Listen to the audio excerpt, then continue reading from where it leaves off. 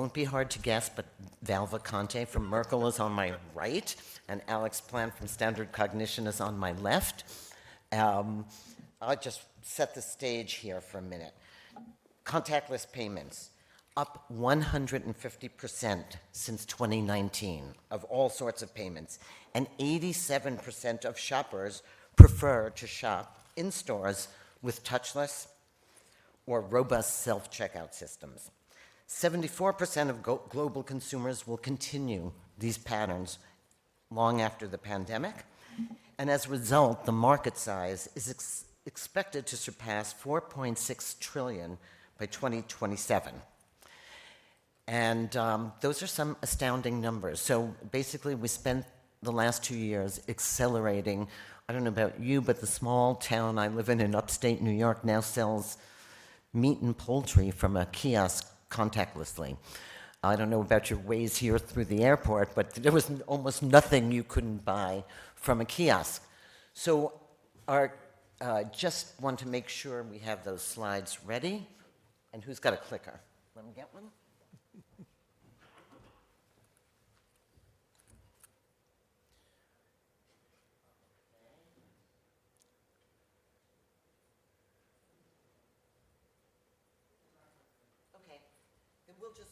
We'll talk without slides first. So, first of all, you were both here for Deborah's presentation about the research. Yes. And the audience, what struck you?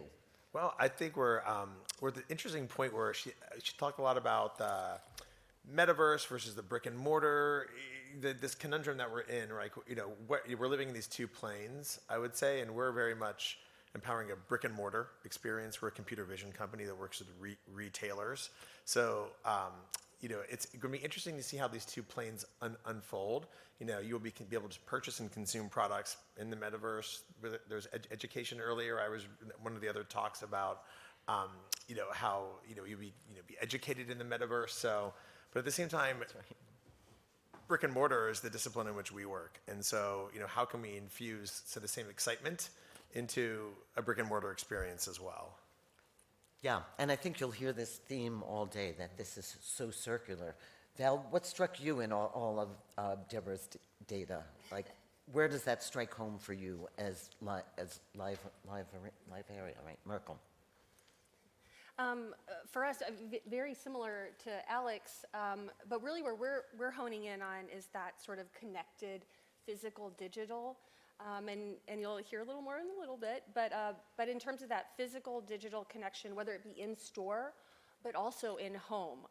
So that's really interesting to us. I loved how Deborah ended on the metaverse note, because we are actually doing some work in the space. We can't talk about that today, but later you'll hear about it, some work we're doing in the space in terms of product demos and that sort of thing to help empower retailers and brands to showcase those products from a B2B perspective.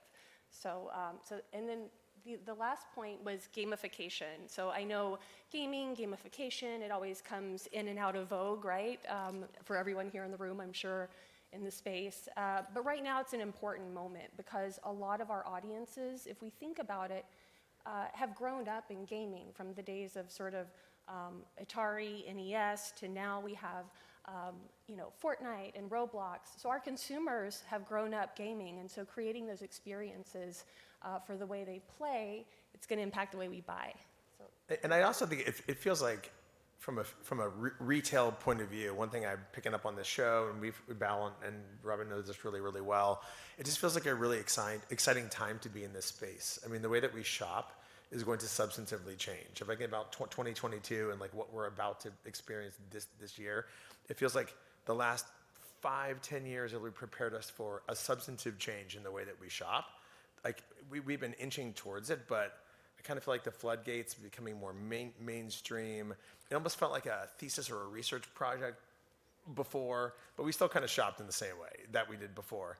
But now it's different. Now it feels as though the experiment, the research project is manifesting and unfolding.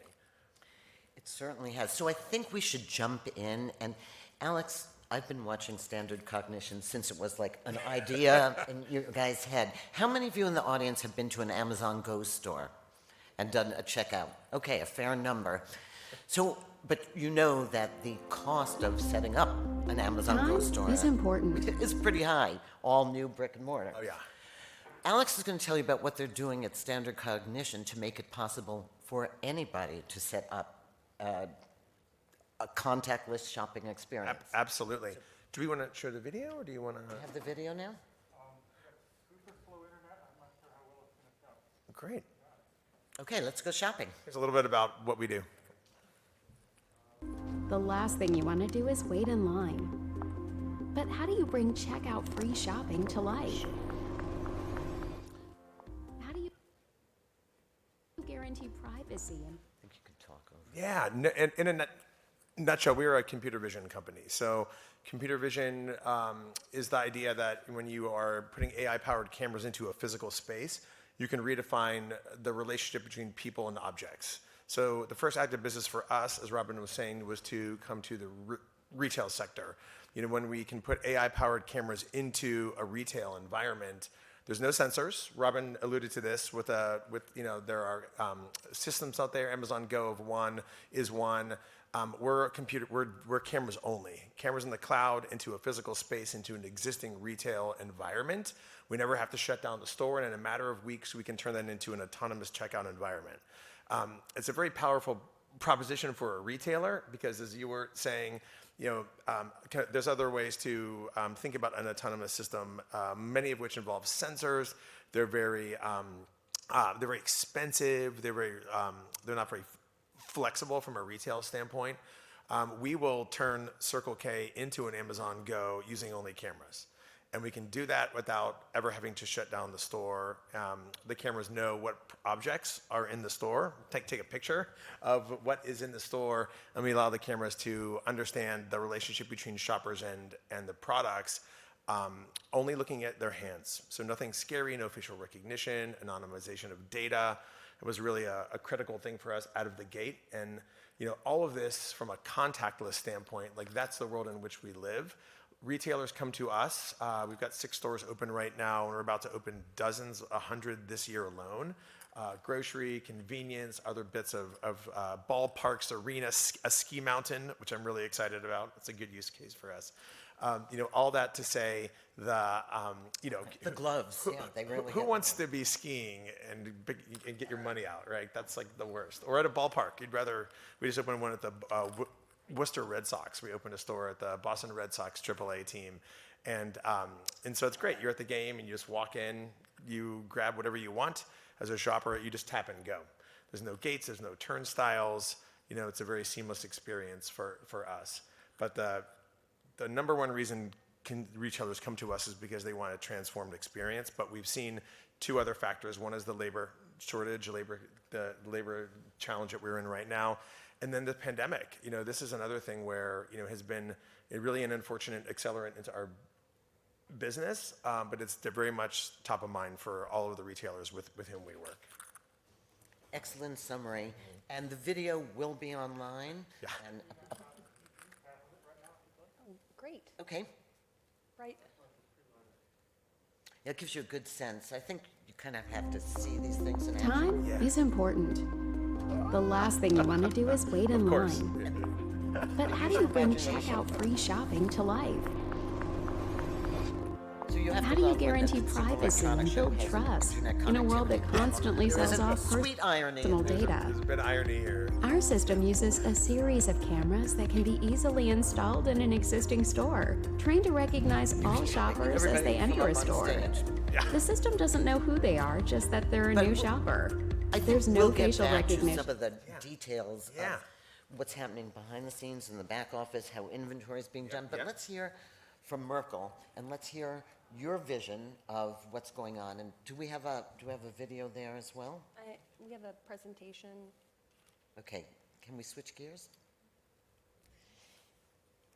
And Yeah, Yeah, so just- well, yeah.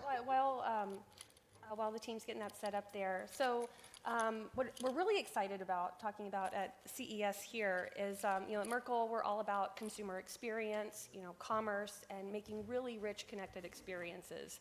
And at CES today, we're actually talking about ShopNXT. And what ShopNXT is, it's our product platform, and it's all about retail innovations, bringing customer joy.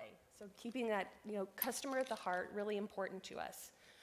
And one thing you'll see in all our suite of products, actually, we want to keep in mind are cost for a retailer, easy to implement. So all 3 of the products that we have available, you can launch a test in weeks. We wanted to make something, again, bringing joy to the customer, easy to test without a heavy investment. And another thing is they're all app-free.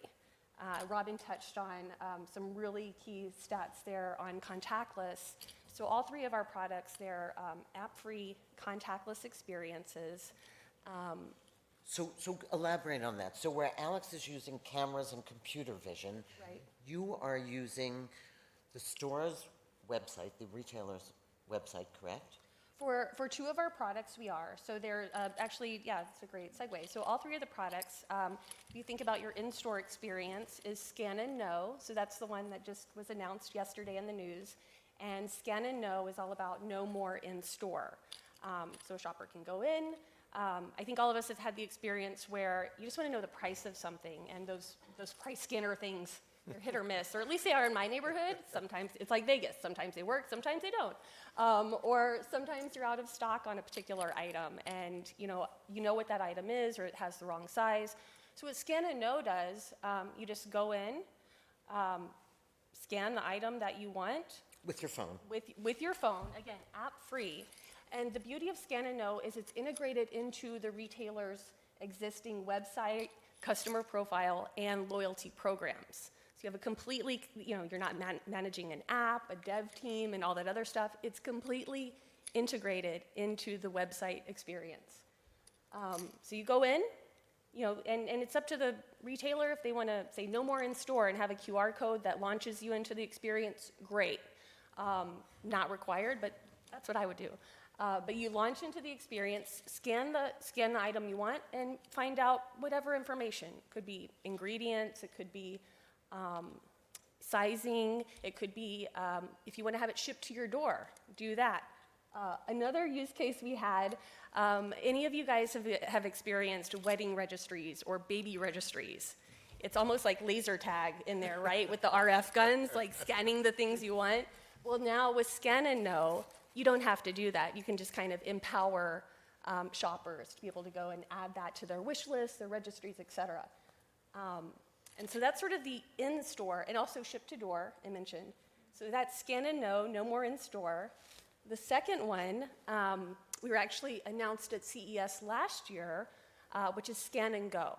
So same thing, integrates into your existing website, loyalty program, and customer profiles, app-free, so you can just scan the items you want, buy in store. You're given a digital receipt with a QR code that the store can just verify upon exit.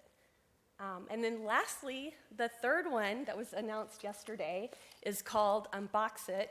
And we have some boxes here. Those are boxes. Yeah. These are boxes. Maybe it's a physical item. No, but There's a metaverse. It's a metaverse. We know that. but the product's called Unbox It, and what we wanted to do with Unbox It is really have that, right? You've gone in store, you bought the item, you've had it delivered to your door. So what happens when you have that item delivered to your door? So our sort of tagline is connect where it matters most, upon arrival and out of the box. So this is a retailer, White Rock Soap Gallery, and a specialty retailer, and this is a little note. So kind of thanking the customer for their purchase. You can scan the QR code. I mean, Robin, feel free to, or I can. But scan the QR code, and it launches to the Unbox It experience. And actually, in summary, what Unbox It is a smart packaging content platform, for the upon arrival experience. So I scan this, I'm launched into 3 core pillars or content areas to make it super easy for marketers and retailers. One, we call it Getting Started. So it's all about that product onboarding experience. So think about if you bought cosmetics. Maybe you bought them online. Whenever they turn up, it's like, what am I supposed to do with this again? Or what are the other, what other things do I need with that? So it's really giving you that how-to advice. Same thing for consumer electronics, right? So if you're getting your smart speaker or something like that, really great to immediately connect to that onboarding, instructions, experience. The second pillar is join the club. So all about encouraging loyalty or subscription or support. And then really the third pillar, rounding it out, is share the love. So having that community engagement, connecting to your social channels, ambassadors and the like, really in that succinct way. And what's great about it is our platform is no code. So it's basically a content management system that marketers can drag and drop whatever content they want, update it on the spot, and go. So that's ShopNXT. So two really different looks at contactless shopping. The third panelist who's not here, but you should see on the show floor, is deepbrain.io. Avatars, holographic avatars, replacing salespeople as your point of contact, using AI from their interactions with the customers to personalize the experience. So they can recognize me the next time in, they can tell you what's on sale today, they can direct you through the store, and you're going to see more and more AI meets avatar, hologram. You'll see it on the show floor, and it will really emerge this year. So let's go back. So we've talked a lot about the front-facing consumer, Alex. So what's happening in the back? Is it helping inventory management? Yeah, it's a good question. If you think about, we've heard a lot about AI and retail probably for 10 years or so, right? I think we're at a point where we can use computer vision plus cameras plus cloud for an autonomous checkout experience. But this year, we're going to be expanding the capabilities of the platform to reinvent other aspects of the operations of a retail environment. For instance, we can, if you've got cameras in ceilings that can understand what people do and how their interaction with products in a store, what else can we do with cameras? Robin, you alluded to this, that, can we understand if a product is out of stock or there's an inventory connection? Can we think about things like analytics, right? A true sense of analytics, right? If I can actually understand the products that a shopper chooses between, a good example we always say is, we always think Coke and Pepsi are the two rivals, but it actually may be not that. Our data shows kind of that if you're pretty much either a Coke or a Pepsi individual, you probably know your thing. I prefer the Coke products myself, but it may be that I'm coming in for a snack, and so my choices are maybe a Snickers bar or a Coke. So there's these. You're a real health freak. Yeah, I'm a real health freak. I'm from the Bay You need Area, a bag of of course. chips in there and you're set. That's right. But I can do it without having to stop to pay. It's great. But this kind of deeper analytics, this sense, I think this is the next frontier of what we can do with an autonomous experience. Loss prevention, things such as that.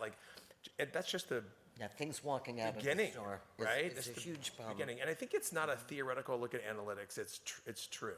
It's a true analytic look at how people interact with the products from a retail environment. And one thing that's great about computer vision, I would say that we talked about the flexibility from a retailer. We have a retailer with whom we work.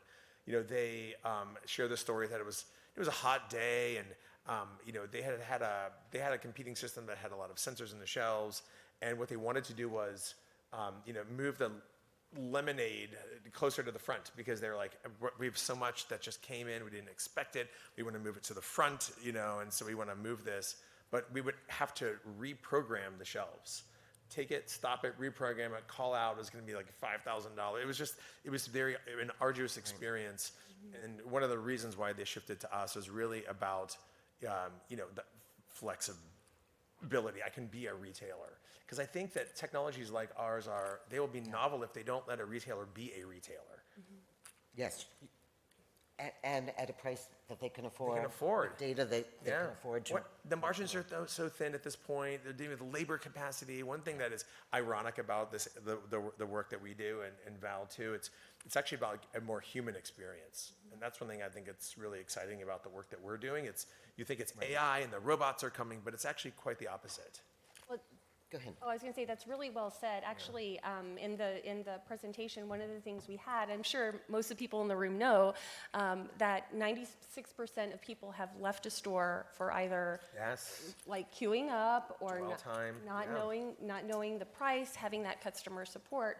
So if we can create an experience that's going to alleviate that, then we're already ahead. And actually, one thing, I had a really fun math problem in the presentation, so if anybody would like to see this math problem after that, give me a shout. But basically saying, you know, if we can save one walkout, you know, per store across 50 stores with just like a $25, you know, basket amount over 360 days, boom, you've already saved $450,000 by just one customer per store, 50 stores. So, like, you're already saving money. Save that customer. Yeah. And we could go on. We're out of time, but I want to make sure people know how to follow up with you. So Merkle and the suite, it's scan and go. Oh, yeah, actually, the whole suite of products is called, it's at Merkle, and it's ShopNXT, and that's our house of all three products. And the products are Scan and Know that we announced yesterday, Scan and Go, and Unbox It. And my name's Val Vacante, LinkedIn, email. I would love to meet you all and set up demos, however we can connect. Same. I'm Alex Plant. Very easy. Standard.ai. That's our website, and I would love to stay connected to anyone that wants to talk about computer vision. Well, you'll see the presentations online. Apologize about the technical difficulties, and get ready for our next panel looking at AI, AR, and facial recognition. Thank you so much. Right. Thank you, Robin. Thank you. Thanks, Robin.